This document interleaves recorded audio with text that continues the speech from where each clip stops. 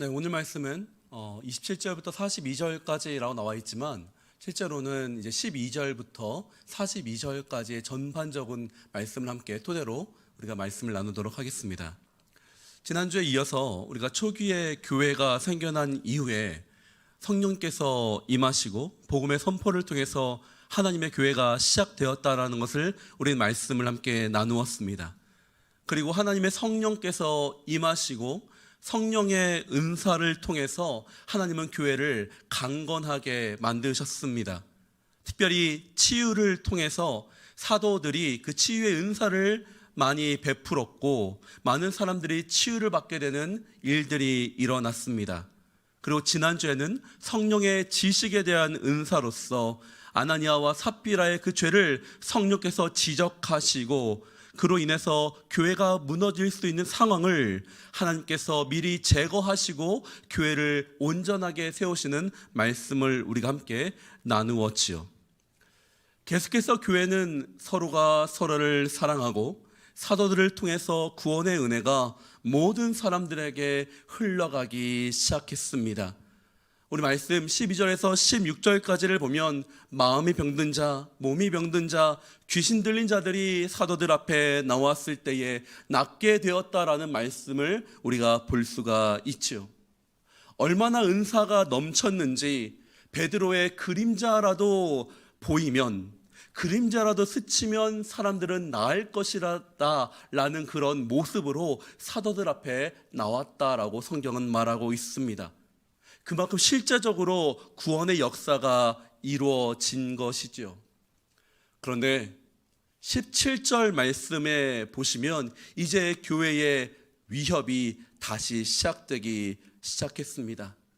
마치 교회가 처음 시작했을 때에 일어났던 그 사건이 다시 일어나기 시작한 것입니다. 교회를 시기하고 교회를 질투하며 성도들을 미워하는 자들이 일어난 것입니다. 하나님의 교회를 시기하는 사람들이 사도들을 다시 붙잡았습니다. 그들을 감옥에 넣었습니다. 그리고 교회가 시작했을 때에 사두개인들과 대제사장들이 베드로와 요한을 잡았던 것처럼 사도들로 하여금 밤새 감옥에 있게 하였습니다. 동일한 방법으로 그들을 잡았던 것이죠. 여러분, 왜 그들은 그렇게 복음이 전하는 것을 막았을까요?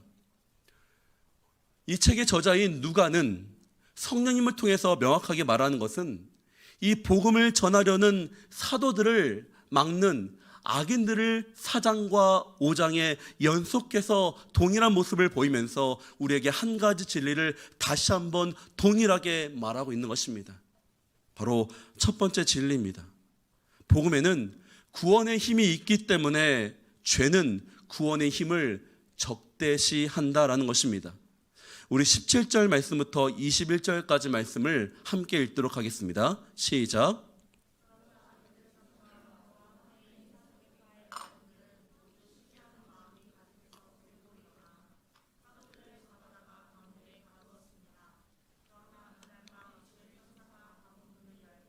사도들을 밖으로 데리고 나오며 말했습니다. 가라, 성전에 서서 백성들에게 이 생명의 말씀을 모두 전하라. 이 말씀을 듣고 그들은 이른 아침 성전으로 들어가 사람들을 가르치기 시작했습니다. 그때 대제사장들과 그 일행이 도착해 공회와 이스라엘 자손의 모든 장로들을 소집하고 감옥에 사람들을 보내 사도들을 데려오겠습니다. 복음은 무엇일까요? 분명히 사람마다 복음에 대한 정의는 다 다를 것입니다. 왜냐하면 사람들이 경험하는 복음의 모양은 조금씩 다 다르기 때문이죠. 그런데 모든 사람이 공통적으로 아는 사실은 바로 복음이라는 것은 구원이라는 것입니다. 복음이라는 것은 구원이라는 사실입니다. 구원이라는 것은 무엇입니까? 진실로 원하는 것을 얻는 것이 바로 구원인데, 우리 사람이 진실로 구하는 것은 무엇일까요? 우리 안에 깊숙이 우리의 간절히 원하는 그것은 무엇입니까? 바로 영혼의 구원인 것입니다. 여러분, 우리는 어느 누구도 우리 자신을 구원할 수가 없습니다. 자기의 노력으로 인해서 얻어지는 것이 아니라 우리가 얻을 수 없는 것을 구하는 것이죠. 내가 얻을 수 있는 것을 구하는 것이 아니라 얻을 수 없기 때문에 구하는 것인데, 가장 내가 얻을 수 없는 가장 큰 것이 바로 이 영혼의 구원이고, 그 영혼의 구원은 오직 예수 그리스도만이 그 영혼의 구원을 줄 수가 있으신 것입니다. 구원의 중요한 것이 이 예수 그리스도를 믿음으로 우리의 영혼이 살아나고, 우리 영혼이 살아간 영혼이 바로 구원을 받고 천국에 가게 되는 영원한 삶을 누리게 된다는 것, 그것이 바로 가장 중요한 구원의 핵심이며 이것이 바로 복음인 것입니다. 이것은 돈으로도 명예로도 우리의 힘과 상관없이 누구에게나 동일하게 적용되는 가장 근본적인 원함인 것입니다. 이것 외에도 한 가지 더 구원이 있죠. 바로 그것은 이 세상에서 우리가 살면서 우리의 삶의 구원을 이루는 것입니다. 여러분, 하나님께서는 우리가 이 삶을 살면서 절대로 고통 가운데 살기를 원하지 않으십니다. 그런데 이 세상이 죄로 인해 타락되었기 때문에 하나님은 그 죄로 인해서 고통받는 우리를 또한 영혼을 구원하듯이 우리 또한 구원하고 싶으십니다. 오늘 말씀에만 봐도요, 많은 사람들이 사도들 앞에 나와서 병 고침을 받고 귀신을 쫓아내는 일들이 벌어집니다. 여러분, 그런데요, 잘 보시면 그들이 예수를 믿어서 병 고침 얻는 게 아니에요. 그들은 단지 병을 얻었고 사도들 앞에 나왔더니 병 고침을 받았다라는 것입니다.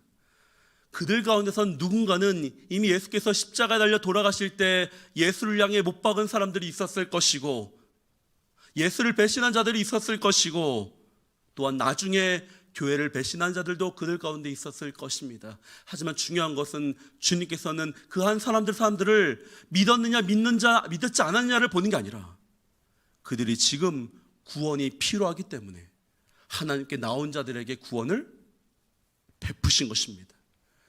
여러분, 그것이 하나님의 마음입니다. 하나님은 자신에게 나온 자들을 구원하고 싶은 것이 바로 아버지 하나님의 마음이기 때문입니다. 여러분, 왜 우리에게 이 구원이 필요할까요? 왜 이 구원이 필요하도록 이 땅의 고난과 죄는 여전히 있는 것일까요? 그것은 바로 이 세상이 하나님이 없다라고 믿는 자들이 있기 때문입니다. 시편 53편 1절 말씀 함께 보도록 하겠습니다. 시작.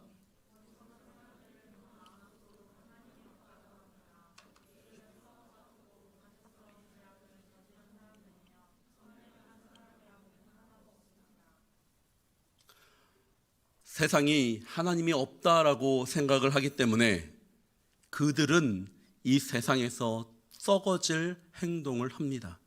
가증스러운 죄악을 저지릅니다. 그것은 그들이 이 삶에 넘어서의 삶이 또 하나 있다는 것을 알지 못하기 때문이며 그들을 창조한 자가 있다는 것을 깨닫지 못하기 때문이죠. 그들에게 있어서는 당장 지금의 삶만이 볼 수가 있기에 자신의 유익과 자신의 자아가 제일 중요하지요. 다른 사람의 유익보다는 자기 자신의 유익을 더 먼저 추구합니다. 그 가운데서 시기하고 질투하고 멸시하면서 자기 자신을 쳐다보지요. 자기 자신을 유익을 위해서라면 올바르지 않는 일을 해도 괜찮다라고 합니다. 다른 사람이 고통을 받아도 나만 잘 되면 된다라는 의식이 깔려 있는 것입니다. 그로부터 나오는 결과들이 무엇입니까? 이 세계를 병들게 하는 것들이 일어나는 것입니다. 사회적으로 보면 전쟁이 일어나죠. 전쟁 가운데 많은 사람들이 살인을 당하고 죽음을 당합니다. 낙태가 있고 사회적으로 동성애가 있고 다른 사람들을 속이고 빼앗고 간음하며 그 악을 행하는 것을 아무렇지 않게 생각합니다. 단지 들키지만 않으면 된다라고 하는 것이죠. 세상의 법에서만 피한다면 때로는 그 악한 본인이 생각할 때에 그 세상의 법이라도 바꿔서 자신의 행동을 정당화하려는 행동들을 하는 이유가 무엇입니까? 바로 그것이 하나님이 없다라고 생각하기 때문입니다. 그들은 하나님의 언약을 파괴하려고 합니다. 성적인 쾌락을 추구하게 만들고 연인의 관계에서 우선순위를 바꿉니다. 돈을 진리로 받아들입니다. 돈으로 세상을 판단합니다. 돈이 많으면 존경합니다. 돈을 때로는 옳고 그름의 기준에 따라 판단하기도 합니다. 그것들이 결국 세상의 관점과 기준을 틀어지게 하고 망가지게 함으로써 결국 그로부터 나오는 모든 행동은 다 죄악에 있게 만드는 것입니다. 여러분, 그것이 바로 하나님이 없기 때문에 하나님이 없다라고 생각하는 자들로부터 나오는 이 세상의 죄인 것입니다. 그들은 하나님이 없다라고 생각하기 때문에 거리낌 없이 그런 일들을 행합니다. 자, 그런데 그런 시도와 반대적으로 어떤 일이 있습니까? 하나님의 사람들이 있습니다. 하나님의 구원의 손길이 있습니다. 하나님의 사랑의 손길이 있습니다. 그래서 하나님의 법과 그 세상의 법이 상충되고 부딪히게 되는 것입니다. 여러분, 우리는 어떤 사람들입니까? 사람들을 구원하는 사람들입니다. 많은 사람들을 이 악에서부터 구원하기 위해서 하나님이 부르신 사람들이 바로 우리입니다. 이 예수를 믿으면, 이 예수를 믿는 자들의 가운데는, 즉 하나님이 있다라고 믿는 사람들이 있는 공간에서는 이런 죄악들이 세워지지 않기 때문에, 하나님을 두려워하는 사람들을 그곳에서는 악한 것들이 드러나지 않기 때문에 우리는 그곳에서 전도하는 것입니다. 왜 예수를 믿으라고 하는 것입니까? 왜 하나님이 있다라는 것을 알게 하는 것입니까? 그것은 그 죄악들이 일어나지 않도록 그것을 거룩하게 만들라는 하나님의 부르심과 하나님의 마음이 있기 때문에 우리는 그래서 전도를 하는 것입니다. 교회를 키우려는 게 아닙니다. 이 세상을 아름답게 만들고 이 무너져 있는 그곳에서 하나님을 찬양하는 자들이 세워질 때에 그곳에 거짓과 악함과 죄가 드러나지 않기 때문에 우리는 하나님의 사랑을 전하는 것입니다. 하나님은 그러기 위해서 우리를 부르셨습니다. 구원을 하라고, 그 사람들을 구원하라고 우리를 부르신 것입니다. 그러다 보니 우리가 부딪히게 되는 것입니다. 우리 예수님 믿는 청년들이요, 우리가 옳은 일을 할 때에, 세상을 이롭게 할 때에, 복음을 전할 때에 때로는 세상이 우리를 적대시하더라도 놀라지 마십시오. 그들이 악하게 우리를 대할지라도 놀라지 마십시오. 오히려 이 기회를 통해서 우리가 담대하게 세상 가운데 날아갈 때에 하나님께서 우리에게 용기와 힘을 주실 것입니다. 그래서 우리가 복음을 전해야 되는 것입니다. 여러분, 그러기 위해서 교회가 있는 것입니다.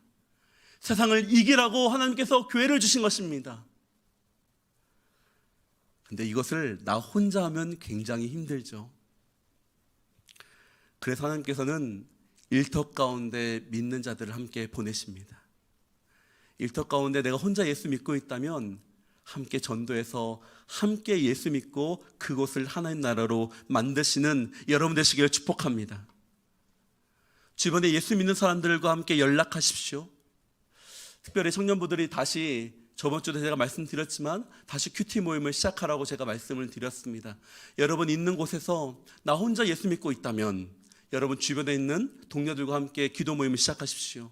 함께 말씀을 나누십시오. 함께 기도하십시오. 그들과 우리가 함께 뭉쳐 있을 때에 우리에게 하나님께서 역사를 이루실 것입니다.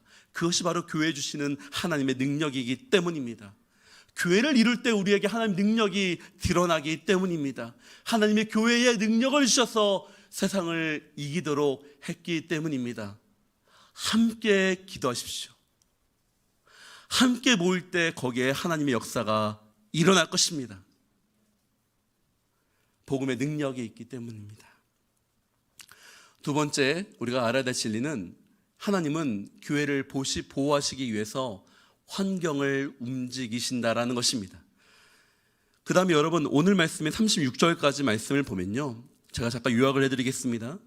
이 베드로와 그 사도들이 붙잡힌 다음에 당일에 신문하지 않고 다음날 신문하기로 합니다. 첫 번째 잡혀갔던 상황과 동일한 일이 벌어지죠. 그런데 그때와는 다른 장면이 하나 더 나옵니다. 바로 감옥의 문이 밤사이에 열려버린 것입니다. 그리고 천사가 등장합니다.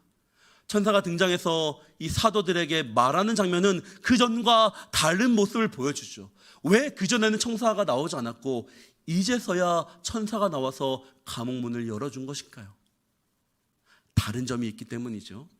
우리 20절 말씀 함께 보도록 하겠습니다. 시작.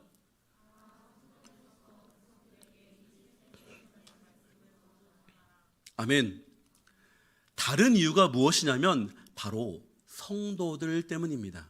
우리 오늘 말씀이 12절 말씀 한 번만 다시 읽어보겠습니다. 시작.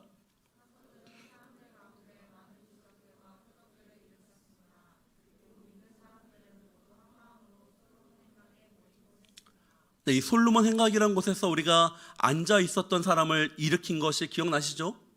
근데 그때 그 기적이 일어났을 때는요, 예수를 믿는 사람들이 모이는 곳이 아니었어요. 성전에 기도하고 싶었던 유대인들이 모이는 곳이었습니다. 그런데 교회가 생겨나고 이제 다른 점은 예수를 믿는 자들이 그곳에 모여서 말씀을 듣기 시작했다는 것입니다. 교회의 장소가 솔로몬 행각이 되었다라는 것이죠. 이것이 굉장히 다른 모습입니다. 그런데 그 상황을 잘 생각해 보십시오. 이제 막 믿는 사람들이 모인 곳에 막 하나님 말씀을 전하고 있었던 상황 가운데 갑자기 군인들이 닥쳐와서 사도들을 다 잡아간 상황입니다. 그 전에는 베드로와 요한만 잡혀갔습니다. 나머지 사도들은 그대로 있었죠. 근데 이제는 모든 사도들이 다 눈앞에서 잡혀간 상황입니다. 여러분, 그 믿는 사람들의 마음 가운데 어떤 마음이 들었을까요? 두려웠겠죠. 자신들이 의지하고 있었던 리더가 갑자기 다 사라진 것입니다. 그들은 도망가고 싶었을 수도 있습니다. 그들은 막 이제 신앙이 자란 어린아이와 같은 사람이었기 때문에 얼마나 그 상황 가운데 의지하고 싶었던 사도들이 다 잡혀갔으니 그들은 두려움 가운데 있었을 것입니다. 그래서 하나님께서는 천사들을 보내서 사도들을 바로 풀어주십니다. 가라! 성전에 서서, 성전이 어디입니까? 바로 잡혀갔던 그곳, 믿는 사람들 두려워하고 있었던 그곳, 거기 다시 돌아가서 백성들에게, 즉 예수 믿는 그 사람들에게 가서 이 생명의 말씀을 다시 전하라. 주께서 말씀하시는 것입니다. 바로 이 믿는 자들로 하여금 다시금 희망을 주기 위해서, 그들을 넘어지지 않기 위해서 하나님께서는 사도들을 기적적으로 문을 열어주시며 그들로 하여금 다시금 그 자리로 가라고 하신 것입니다. 교회를 다시 한번 단단하게 세우게 하시려는 하나님의 능력이, 하나님의 보호하심이 그 자리에 임한 것입니다. 여러분, 이 하나님이 우리 하나님이십니다. 신앙이 성숙한 자들에게는요, 하나님은 용기를 가지라고 합니다. 지혜를 가지라고 합니다. 그리고 그 상황을 이길 수 있는 방법을 주시면서 그런 같은 상황이 아무리 찾아와도 너희들이 능히 이길 수 있도록, 계속해서 그 상황들을 이길 수 있도록, 그 상황이 너희를 넘어지지 않도록 용기와 힘을 주시는 분이 하나님이시죠. 그런데 동일하게 또 신앙이 연약한 사람들에게, 아직 주님을 잘 모르는 어린아이와 같은 사람들에게는 주님께서는 기적을 보여주십니다. 그들이 겪은 상황을 해결을 해주시는 분이십니다. 그러다 보니까요, 때로는 신앙의 초기에는요, 기도만 하면 다 들어줄 것 같아요. 기도만 하면 하나님께서 다 들어주는 것처럼 느껴질 때가 있습니다. 근데 어느 순간 내가 열심히 기도했는데 하나님께서 안 들어주실 때가 있어요. 굉장히 서운하지요. 주님, 내가 그렇게 기도해 줬는데 예전에 나를 사랑했던 그 하나님은 어디 가셨는지, 예전에 내가 그렇게 기도했을 때마다 들어주셨던 하나님은 어디 가셨는지, 내가 다른 하나님 믿고 있나, 잘못 믿고 있나, 그런 생각이 들 때가 있습니다. 여러분, 그것은요, 우리의 신앙이 성숙했기 때문입니다. 하나님은 이제는 여러분들 그 상황을 해결해 주는 것이 하나님의 목적이 아니에요. 주님이 원하시는 것은 네 신앙이 성숙했기에 이제 네가 아무리 같은 상황이 있을지라도 더 이상 넘어지지 않는 사람이 될지어다. 내가 너에게 용기를 줄 것이며 지혜를 줌으로써 너는 그 자리에서 이제는 나의 빛을 보여라, 나의 모습을 보여라 라고 하는 것이 하나님의 뜻인 것입니다. 여러분, 우리는 곧 영적인 용사가 되길 원하시는 것이 주님의 뜻입니다. 영적인 용사 되시길 축복합니다. 하나님의 지혜를 갖고 나아가시는 성도들에게 축복합니다. 하나님의 용기를 갖고 어떤 상황이 아무리 찾아와도 흔들리지 않는 믿음을 갖는 여러분 되시기를 축복합니다. 그래서 이제 한 가지 더 나아가겠습니다. 신앙이 성숙해 가져가는 성도들에게도요, 도저히 이길 수 없는 일이 벌어질 때가 있습니다. 내 상황과 내 노력과 내 지혜로서 아무리 해도 그 상황을 이기지 못하는 것처럼 느껴지는 상황이 반드시 찾아옵니다. 그럴 때 우리는 어떻게 해야 될까요? 바로 34절부터 40절까지 말씀인데요, 좀 길더라도 다시 한번 읽도록 하겠습니다. 34절부터 40절까지입니다. 시작.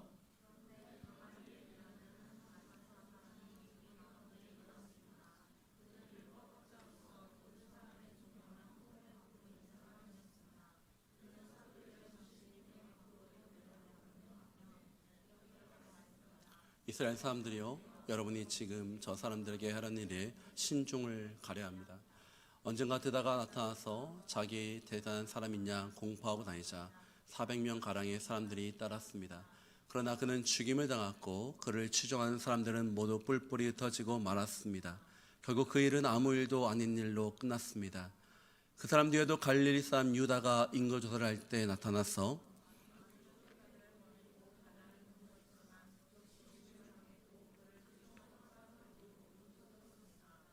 그러니 지금의 경우에도 내가 한마디 하자면 저 사람을 상관하지 말고 그냥 내버려 둡시다. 만일 그 목적이나 행동이 이 사람에게 비롯된 것이라면 망하고 말 것입니다. 그러나 만약 하나님께로부터 나온 것이라면 이 사람들을 막을 수 없을 것입니다. 행여나 여러분이 하나님을 대적해 싸우는 사람이 될까 두렵습니다. 그의 충고는 충분히 설득력이 있었습니다. 그들은 사도들을 안으로 들여 택짓질하고는 예수 이름으로 말하지 말라고 명령하고는 풀어주었습니다. 여러분, 여기서 한 사람이 등장합니다. 가말리아라는 사람이 등장하죠. 그는 바리새인이었습니다. 정확히 말하면 이 사도들을 함께 감옥에 다시 넣으려는 사람들 중에 하나였습니다. 그런데 그가 사도들을 변호하기 시작합니다. 여러분, 하나님은요, 환경을 움직이시는 분이십니다. 교회를 보호하려는 그 적이었던 중 한 사람인 가멜리아를 마음을 변화시켜서 오히려 교회를 보호하는 일로 사용하십니다. 여러분, 놀라운 일 아닙니까? 그거 사도들 중에서 누군가가 어떤 일을 해서가 아니라 사도들이 아닌 사도들 밖에 하나님의 그 환경을 변화시켜서 사도들로 하여금 구원을 받도록 하신 일이 벌어지게 된 것입니다. 하나님의 반전이 일어난 것입니다. 하나님의 상황을 변화시키는 일이 바로 하나님께서 역사하신 것입니다. 하나님은요, 환경을 변화시키는 분임을 여러분 반드시 기억하시기 바랍니다. 제가 최근에 경험한 이야기를 함께 나누도록 하겠습니다. 저희 아버지께서 저번 주 수요일 날 교회를 수리를 하시다가 갑자기 지붕에서 떨어지셨습니다. 굉장히 많이 다치셨어요. 감사하게 생명에는 지장이 없었지만 너무나 많이 다치셨습니다. 그래서 응급하게 가까운 종합병원으로 이제 응급실로 가셨죠. 근데 감사하게 여러 가지를 촬영하다 보니까 이 가슴뼈, 등뼈, 팔뼈 다 부러진 거예요. 근데 생명에는 위급함이 없다라고 하셨습니다. 얼마나 감사한지요. 자, 이제 이대로 그냥 잘 지내면 되겠다라고 해서 몇 가지 의사가 조치를 하고 끝났습니다. 며칠을 지나자 나름대로 좀 괜찮아지신 것 같았어요. 의사는 이제 2, 3일 지나다가 이제 앞으로는 통원하면서 치료하죠라고 하셨습니다. 그런데 그 다음날 갑자기 아버지가 호흡을 못 하시기 시작한 거예요. 갑자기 굉장히 어려워지기 시작했습니다. 우리 가족들 모두 놀랬죠. 이 병원의 의사는 뭔가 조치가 잘못된 것 같다면서 급하게 상급 병원으로 가라고 말하였습니다. 열심히 알아보았더니 여러분 알다시피 지금 상급 병원에서 받지 않습니다. 못 받는다고 연락이 왔어요. 가족에서 너무나 힘든 상황이었습니다. 그러면 조금이라도 더 큰 종합병원으로 가자라고 결정을 하였습니다. 근데 1시간 정도 있다가 아버지가 다시 그 원래 가려고 했었던 상급 종합병원을 갈 수 있게 되었다라는 것을 듣게 되었습니다. 도대체 이게 무슨 일인가? 무슨 일인가? 알고 봤더니 그 의사가, 자기 잘못했다고 말했던 그 의사가 자기가 직접 그 병원에 전화를 해서 알아봤는데 마침 그날 당직을 쓰고 있었던 의사가 흉부외과 전문의였습니다. 그래서 그 의사가 그 앞선 의사로부터 소식을 듣고 여러 가지 자기가 갖고 있었던 자료를 보고 이 사람 급한 사람이다라고 위급환자로 받아주게 된 것이었습니다. 얼마나 하나님의 은혜였는지요, 감사였는지요.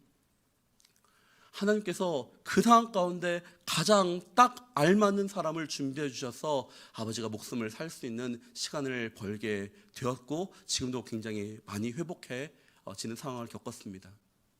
여러분, 제가 이 시간을 통해서요 굉장히 깨달은 게 하나 있습니다. 병이 낫고 안 낫는 것에 있지가 않습니다. 제가 깨달은 것은 뭐냐면요, 주님께서 원하신다라는 것은 우리가 기도하기 원한다라는 것을 깨닫게 되었습니다. 기도를 통해서 하나님께서 하나님의 일을 이루고 싶어 하시는구나라는 것을 알게 되었습니다. 전 사실요 우리 대전에 있는 충남대병원을 가기를 원했거든요. 인간적으로 우리 성도님 중에서 충남대 교수님도 계시고 우리 청년들 중에서 충남대에 섬기시는 우리 청년들도 있고 인간적으로 좀 더 이렇게 편안한 곳으로 가기를 원했어요. 그런데 거기가 아닌 다른 곳으로 가게 되다 보니까 제가 할 수 있는 것은 기도밖에 없었습니다. 하나님 왜 충남대를 안 보내시고 다른 데로 보내셨을까 너무 많이 생각해 봤거든요. 하나님께서 기도하라고 하신 거구나. 인간의 생각이 아니라 기도하라고 하였던 것이구나. 이 기도를 통해서 주님께서 뭔가를 응답을 하기를 원하셨구나라는 것을 제가 알게 되었습니다. 그러면서 여러분 우리 가정에서 이런 말을 함께 나눴습니다. 만약에 아버지가 이 일로 돌아가셨어도요 우리는 슬프긴 하겠지만 하나님의 뜻으로 생각을 하기로 하였습니다. 왜냐하면요 우리가 기도하였기 때문입니다. 여러분 가장 끔찍한 건 뭐냐면요 아버지가 돌아가시고 말고가 아니라 내가 기도하지 않았는데 벌어진 것입니다. 왜냐하면 그것이 주님의 뜻인지 주님의 뜻이 아닌지를 내가 알기 위해서는 내가 무엇을 하고 있어야 되는 것입니까? 기도하고 있어야 되는 것이에요. 환경을 움직이시는 하나님의 손길이신지 아니면 내 욕심을 움직인 것인지를 우리가 정확하게 알기 위해서는 우리가 무엇 해야 된다고요? 기도하고 있어야 되는 거예요. 기도하고 있을 때 그 응답 가운데 주님이 오셨다면 아니 때로는 그 응답하고 다르게 움직이더라도 내 마음에 평안과 확신을 주님께서 주시기 때문에 우리가 기도하고 있을 때 하나님의 선하신 손길의 은혜를 경험할 수 있게 되는 것입니다. 여러분 오늘 말씀같이 이 사도들이요 담대하게 주님을 의지하였고 그들이 기도하였고 성령을 충만하였을 때에 이런 일이 일어난 것을 성경은 분명히 말하고 있습니다. 그리고 만약에 오늘 이 가브리엘이 변호를 해주지 않았다면 사도들은 그 자리에서 죽었을 것입니다. 여러분 그렇다 할지라도 사도들이 타협했을까요? 아니겠죠. 그들은 죽는다 할지라도 타협하지 않고 그 길을 걸어갔을 것입니다. 그들은 두려워하지 않았을 것이기 때문입니다. 왜냐하면 예수님의 이름이 더욱더 복되기 때문입니다. 41절 말씀 함께 보도록 하겠습니다. 시작.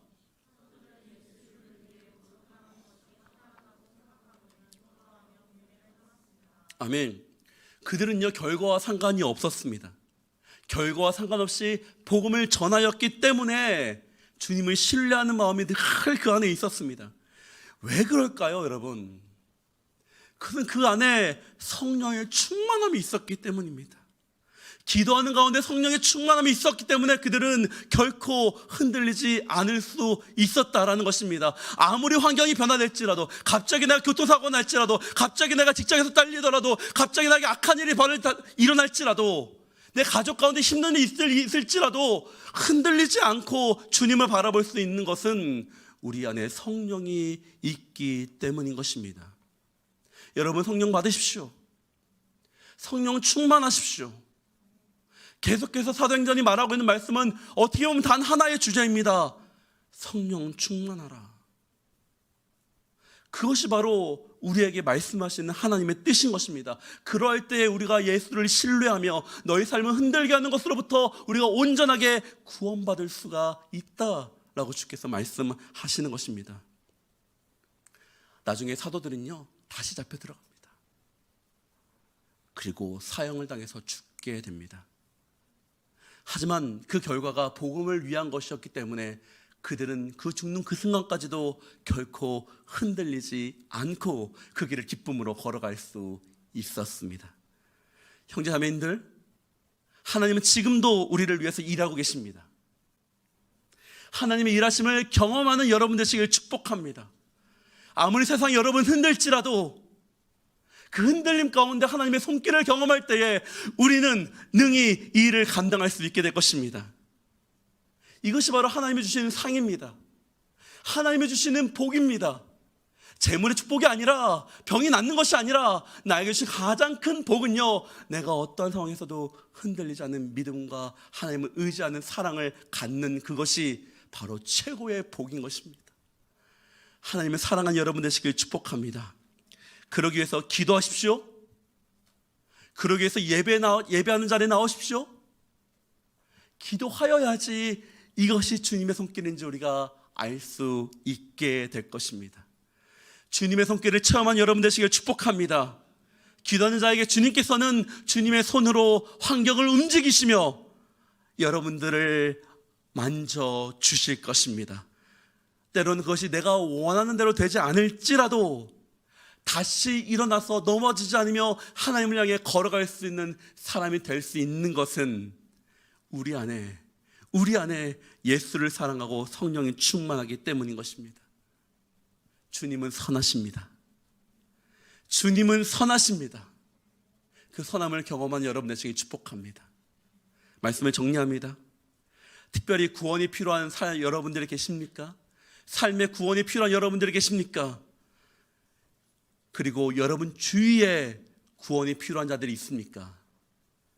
복음을 전하여 주십시오. 함께 기도하십시오. 그럴 때에 주님의 은혜가 우리 가운데 임할 것입니다. 두 번째, 하나님은 환경을 움직이면서 우리에게 지금도 일하고 계신 하나님이십니다. 우리에게 용기를 주시며 우리에게 지혜를 주시며 우리로 하여금 이 길을 걸어갈 수 있도록 응원해 주시는 분이 우리 하나님이십니다. 그러기에 세상과 타협하지 마십시오. 하나님을 신뢰하십시오. 세상이 여러분을 흔들지라도 그 길을 한 걸음 한 걸음 흔들리지 말며 걸어가실 때 하나님의 승리가 여러분에게 임할 것입니다. 그리고 주님께서는 나와 함께 기도하는 사람들을 위해서 우리에게 구원의 은혜를 베푸실 것입니다.